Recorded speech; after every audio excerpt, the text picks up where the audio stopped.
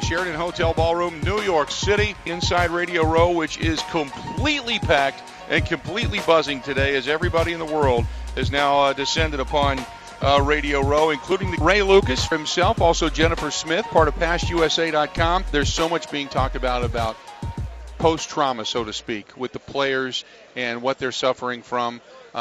I guess knowledge is the best thing you can possibly have right now, right? Oh, absolutely. When I came to P.A.S.T, I was probably taking anywhere from 1,400 pills a month, 50 a day, sometimes 60 a day, to deal with the pain. I didn't have any insurance. I called one of the NFL outlets and said, I'm going to kill myself if I don't get any help. And the lady said, I'm very sorry, Mr. Lucas, but we're in a fundraising phase. Now, the Jersey in me, our first language is profanity, and Correct. that's what she got. Right. After I just said I'm going to kill myself, and you tell me, well, there's nothing we can do with raising money. But by some blessing from God, someone called me and told me to call the woman to my right, and the first step that I did was calling Jen. Everything else has been just unbelievable. I've been to rehab for 48 days.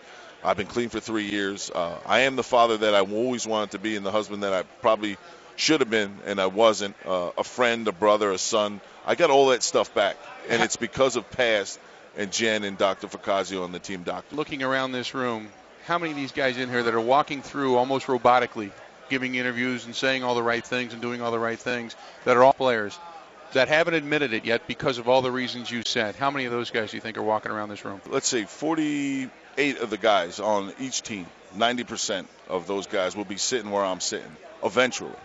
You know, you can't think like I'm thinking now. That's an amazing number.